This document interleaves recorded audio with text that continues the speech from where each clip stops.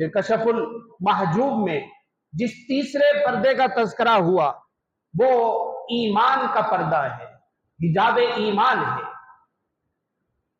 فرمایا کہ ایمان والوں کو کہا جا رہا ہے یا ایھا الذین آمنوا آمنوا باللہ ورسولہ، اے ایمان والو تم اللہ اور اس کے رسول کے اوپر ایمان لے کے آؤ۔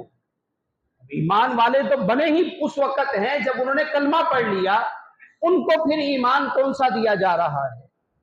فرمایا کہ ایک یہ ظاہر کے الفاظ ہے، یہ ظاہر کے الفاظ ہیں، لا الہ الا اللہ محمد رسول اللہ آپ لوگوں نے پڑھا، اشہد ان لا الہ الا اللہ وحدہ لا شریک لہ واشہد ان محمدا عبدہ ورسولہ پڑھا، یہ ظاہر کے الفاظ ہیں۔